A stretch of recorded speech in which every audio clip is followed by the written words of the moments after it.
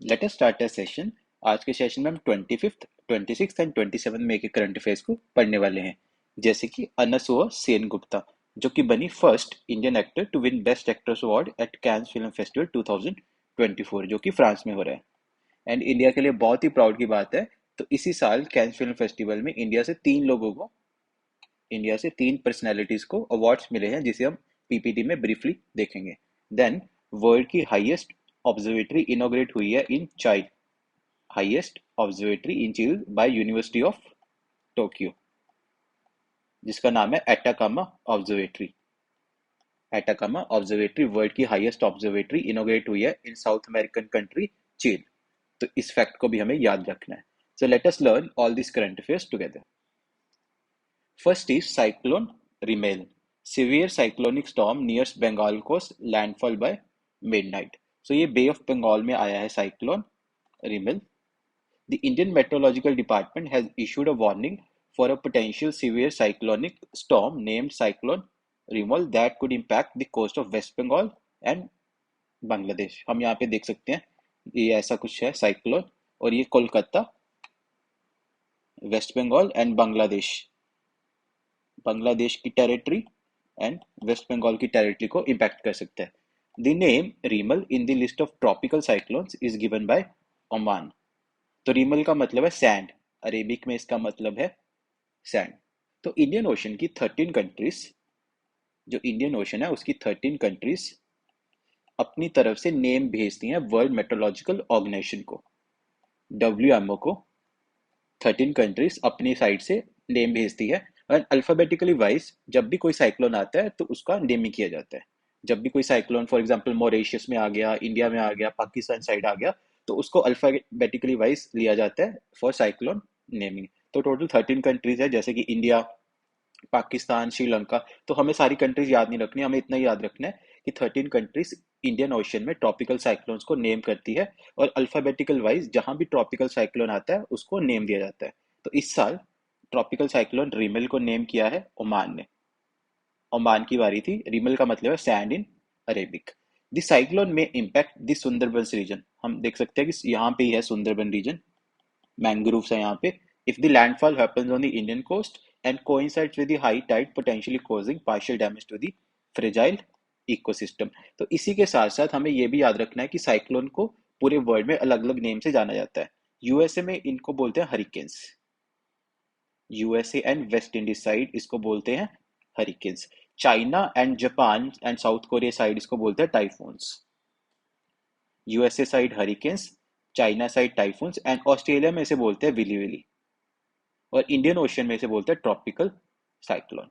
Indian Ocean में इसे बोलते हैं ट्रॉपिकल साइक्लोन्स। तो ये चारों फैक्ट भी हमें याद रखने हैं, साइक्लोन को डिफरेंट कंट्रीज, वर्ल्ड की डिफरेंट कंट्रीज में किस नाम से बुलाया जाता है। यूएसए में हरिकेन्स, चाइना में टाइफून्स, ऑस्ट्रेलिया में willy willy, and Indian Ocean में ट्रॉपिकल साइक्लोन।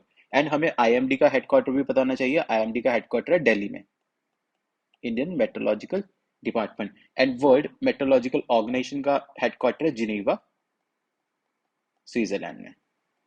तो ये दोनों हेडक्वार्टर भी हमें याद रखने हैं। Next is G7 commits to net zero emissions by 2050। जो G7 कंट्रीज है उन्होंने कमिट किया है to reach net zero emissions by 2050। तो नेट जीरो एमिशन का मतलब होता है all emissions released by human activities are counterbalanced by sequestrating carbon from the atmosphere। जितनी भी कार्बन हम रिलीज कर रहे हैं उतनी ही हम स्टोर भी करें बाय प्लांटिंग ट्रीज। जब हम ट्रीज प्लांट करते हैं तो वो कार्बन डाइऑक्साइड को एब्जॉर्ब कर लेते हैं ट्रीज, और जो कार्बन है वो सॉइल में सिक्वेस्ट्रेट हो जाती है। उसके बाद ओशंस भी कार्बन सिक्वेस्ट्रेट करते हैं। फिर ग्राफिन, अगर हम ग्राफिन की प्रोडक्शन करते हैं, अब ये भी कार्बन सिक्वेस्ट्रेट कर रहे हैं। तो नेट जीरो का मतलब है जितना हम रिलीज कर रहे हैं उतना ही हम वापस स्टोर कर रहे हैं, ताकि हमारे यहाँ कार्बन की एमिशंस ना बढ़े। और इंडिया का भी टारगेट है, इंडिया ने भी टारगेट दिया है कि हम नेट जीरो अचीव करेंगे बाय 2070। तो सिंपल सा क्वेश्चन ये भी आ सकता है एग्जाम में कि इंडिया ने कौन से ईयर का टारगेट दिया है to reach net zero emissions, और G7 कंट्री का टारगेट है 2050। तो इसी के साथ हमें G7 समिट के बारे में पता होना चाहिए। तो 50th G7 समिट 2024 तो हम देख सकते हैं 50th है, 50th हमारे लिए बहुत इंपॉर्टेंट है, तो ये होगा इन फसानो, इटली। 50th G7 समिट 2024 होगा फसानो, इटली में। तो 1975 में फर्स्ट टाइम ग्रुप ऑफ 6 की मीट हुई थी, ग्रुप ऑफ 6 की मीट। उसके बाद 1976 में कनाडा को इंडक्ट किया गया, फिर 1998 में रशिया को, उसके बाद बना G8। बट 2014 में क्रीमियन क्राइसिस की वजह से रशिया ने क्रीमिया को एनेक्स कर लिया था, उसके बाद रशिया को सस्पेंड कर दिया। तो as of now total 7 members है G7 के। Japan, USA, Italy, Canada, UK और इंग्लैंड, जर्मनी एंड फ्रांस, जिसके लिए हमारे पास शॉर्ट ट्रिक है जूस, जीएफ। जूस, जीएफ, इससे हम G7 की सारी कंट्रीज का पता लगा सकते हैं। Japan, USA, Italy, Canada, England, Germany and France, juice, GF. और इंडिया भी इसमें as a guest country participate करता है। जो 49th G7 समिट हुआ था, जापान, हिरोशिमा समिट बोलते हैं उसे, 2023 में हिरोशिमा समिट हुआ था, 49th G7 समिट। तो वहां पे इंडिया ने भी as a guest country participate किया था, बट इंडिया इसका मेंबर नहीं है, तो ये फैक्ट हमें याद रखना है। Wild institute of India claims the presence of 4000 dolphins in the Ganga and its tributaries. तो wildlife institute of India ने एक रिपोर्ट लाई है जिसमें पता चला कि 4000 डॉल्फिन्स हैं गंगा में एंड उसकी ट्रिब्यूटरीज में, और सबसे ज्यादा है उत्तर प्रदेश में, अप्रोक्सीमेटली 2000। तो हमें क्वेश्चन आएगा कि कौन सी स्टेट में सबसे ज्यादा डॉल्फिन्स है, तो ये है उत्तर प्रदेश में 2000। To protect this dolphins UP government declared dolphin sanctuary. तो यूपी की गवर्नमेंट ने एक डॉल्फिन सेंचुरी भी डिक्लेयर की थी in river Chambal, where 111 dolphins have been recorded. उसके बाद नमामि गंगे इनिशिएटिव, उसमें भी ये लिखा हुआ है कि हम डॉल्फिन की पॉपुलेशन को डबल करेंगे by 2030, integrating pollution control, wetland conservation and public participation. अगर हम रिवर डॉल्फिन की बात करें, so it is a globally endangered species. तो इसका आईयूसीएन स्टेटस है, आईयूसीएन स्टेटस भी याद रखना है, endangered, thriving in various rivers like Ganga, Yamuna and Chambal. हम यहाँ पे देख सकते हैं कि हमारा नेशनल इक्वेटिक एनिमल है, नेशनल इक्वेटिक एनिमल है गैंगेटिक डॉल्फिन। तो सिंपल सा क्वेश्चन ये आएगा कि नेशनल इक्वेटिक एनिमल कौन सा है, और इसका आईयूसीएन स्टेटस है एंडेंजर्ड, और schedule 1 of wild life protection act में है। और इसके करेक्टरिस्टिक्स हम देख सकते हैं कि इसका वेट है 70 kg टू 90 kg, और इसकी पॉपुलेशन है अराउंड 3500 टू 5000। अभी पता चल गया हमें कि 4000 इसकी पॉपुलेशन है, और इसका साइंटिफिक नेम है प्लाननिस्टा गैंगेटा गोंगेटिका। तो ये भी हमें याद रखना है। Anasua Sengupta becomes first Indian actor to win Best Actress Award at Cannes Film Festival 2024, जो कि हो रहा है फ्रांस में, पेरिस फ्रांस में हो रहा है कैंस फिल्म फेस्टिवल। और इंडिया के लिए बहुत ही प्राउड की बात है कि हमारे यहाँ 3 पर्सनैलिटीज ने अवार्ड्स जीते हैं। फर्स्ट तो अनसुआ सेनगुप्ता, जिनको मिला है बेस्ट एक्ट्रेस का award for her part in the shameless, जिसको डायरेक्ट किया है बल्गेरियन फिल्म मेकर कॉन्स्टेंटिन बोजानोव ने, जिसको डायरेक्ट किया है बल्गेरियन फिल्म मेकर ने। उसके बाद Indian film maker Payal Kapadia, Payal Kapadia को मिला है the grand prix award. Grand prix award बहुत इंपॉर्टेंट अवार्ड होता है कैंस फिल्म फेस्टिवल में, सेकंड हाईएस्ट अवार्ड होता है कैंस फिल्म फेस्टिवल में। इनको मिला for all we imagine as light. तो फर्स्ट मिला अनसुआ सेन गुप्ता को, सेकंड मिला पायल कपाड़िया को, और थर्ड मिला है चिदानंद नायक जी को, चिदानंद नायक जी को Cannes La Cinef award for best short for Sunflowers were the first ones to know. तो ये तीनों अवार्ड हमें याद रखने हैं, पेपर में तीनों में से कुछ भी आ सकता है। Next is 10th World Water Forum 2024 opens in Bali, Indonesia। तो 10th World Water Forum कहाँ हो रहा है? बाली, इंडोनेशिया में, और इसकी थीम है वाटर फॉर शेयर्ड प्रोस्पेरिटी।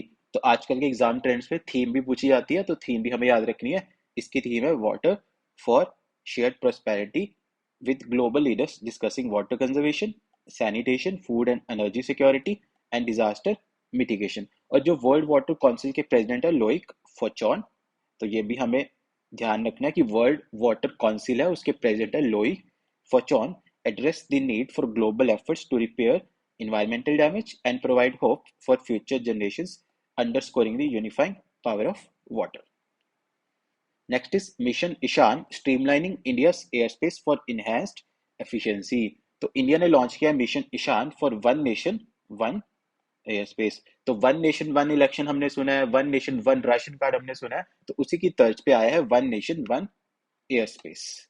तो India has started the process of consolidating its four airspace regions. तो एज ऑफ नाउ इंडिया में फोर एयर स्पेस रीजन्स हैं, दिल्ली में, मुंबई, कोलकाता एंड चेन्नई, जिसको सेपरेटली मैनेज किया जाता है। बट इंडिया अभी इसको सिंगल एंटिटी में कन्वर्ट करने वाला है under mission Ishan, Indian single sky harmonised air traffic management. तो ये ईशान की फुल फॉर्म है, ईशान की फुल फॉर्म है Indian single sky harmonised air traffic management. Under Ishan this will be consolidated into one continuous airspace centered in Nagpur.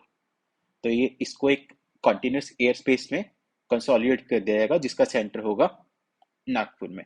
It seeks to streamline and enhance air traffic management across India. तो ये air traffic management को streamline and enhance करेगा। Next is world's highest observatory inaugurated in Chile, जो कि South America में है, by university of Tokyo. The university of Tokyo has inaugurated the Atacama observatory. तो Atacama observatory है चीन में, जिसको शॉर्ट में बोलते हैं टीएओ, which has been awarded a Guinness World Record for being the highest observatory in the world। तो ये हाईएस्ट ऑब्जर्वेटरी है वर्ल्ड की, situated at a staggering 5,640 meters above sea level on the summit of Cerro Chegniter in the Antofagasta region of Chile। TAO stands as a testament to human ingenuity and determination। At the heart of TAO lies a 6.5 meter optical infrared telescope। तो यहाँ पे है 6.5 metre optical infrared telescope design to unravel the mysteries of universe. तो world की highest observatory के बारे में भी हमें ध्यान रखना है। तो आज के static GK of the day में हम पढ़ने वाले हैं classical and folk dances of India. अगर हम क्लासिकल डांसेस ऑफ इंडिया की बात करें, classical dances of India, 8 Indian dance forms are considered as classical dance form. तो 8 इंडिया के डांस फॉर्म को क्लासिकल डांस फॉर्म कंसीडर किया जाता है बाय संगीत नाटक अकेडमी ऑफ इंडिया। तो Sangeet Natak academy of India इसको रिकॉग्नाइज करती है। First is Bharatanatyam from Tamil Nadu, Kuchipudi Andhra Pradesh, Kathakali Kerala, Manipuri Manipur, Odissi Orissa, इसको तो हम बाय नेम ही देख सकते हैं कि नेम में ही स्टेट पता चल रहा है, मोहिनीअट्टम केरला, कथक यूपी, सत्रिया असम। तो कथक एंड कथकली में कंफ्यूज नहीं होना, इस दोनों में कथकली केरला से है एंड कथक है यूपी से, और केरला से दो है, एक तो है कथकली एंड मोहिनीअट्टम, दोनों केरला से। तो 8 इंडियन क्लासिकल डांस फॉर्म्स हमें याद रखने हैं। Bharatanatyam Tamil Nadu, Kuchipudi Andhra Pradesh, Kathakali Kerala, Manipuri Manipur, Odissi Odisha, Mohiniyattam Kerala, Kathak UP and Sattriya Assam. और यहाँ पे हम देख सकते हैं this is Bharatanatyam, just for visual representation this is Bharatanatyam. और यहाँ पे हम देख सकते हैं this is Kuchipudi, this is Sattriya from Assam, then we have Kathak from UP, then we have Odissi, Odisha and Manipuri। So these are the classical dance forms of India। Next are the folk dances of India, जिसको हम regional dance forms भी बोलते हैं, regional dance forms. तो India बहुत बड़ा है, 140 करोड़ की पॉपुलेशन है, हर रीजन का अपना एक कल्चर है, अपनी एक डाइवर्सिटी है। तो उसी डाइवर्सिटी को लेके these are the folk dances. Ghoomar and Kalbelia, ये राजस्थान के फोक डांस है, घूमर एंड कालबेलिया। देन कुम्मी, कुम्मी है तमिलनाडु का folk dance. Then Siddi Goma and Bhavai, यह है गुजरात से। Theyyam and Mudiyettu from Kerala, Burra Katha from Andhra Pradesh, Bhangra and Giddha Punjab and Raut Nacha Chhattisgarh. हम यहाँ पे देख सकते हैं दिस इज घूमर, जो दीपिका पादुकोण ने परफॉर्म किया था पद्मावत मूवी में, Ghoomar dance. Ghoomar and Kalbelia Rajasthan, Kummi Tamil Nadu, Siddi Goma and Bhavai Gujarat, Theyyam and Mudiyettu Kerala, Burra Katha Andhra Pradesh, Bhangra and Giddha Punjab Raut Nacha Chhattisgarh. इसको हम 2-3 बार रिवाइज करेंगे ना, हमें अच्छे से याद हो जाएगा। Then we have Rouf, Jammu and Kashmir. Chhau, जो कि उड़ीसा, बंगाल एंड झारखंड 3 स्टेट्स में फोक डांस है। लाई हरोबा, मणिपुर। तमाशा, महाराष्ट्र। बिहू, असम। धमल, हरियाणा। एंड तरंगमिल, गोवा। और यहाँ पे हम देख सकते हैं this is Rouf dance from Jammu and Kashmir. Rouf Jammu and Kashmir. Chhau 3 states में परफॉर्म किया जाता है, उड़ीसा, बंगाल एंड झारखंड। लाई हरोबा मणिपुर। तमाशा इन महाराष्ट्र। बिहू हार असम, जो कि उनके हार्वेस्टिंग के टाइम पे परफॉर्म किया जाता है, हार्वेस्टिंग फेस्टिवल है। Dhamal Haryana and Tarangamel Goa. So these were the folk dances of India. So that is it for this daily current affairs session. Please like, share, subscribe and comment your feedback. Thank you. Jai Hind, Jai Bharat.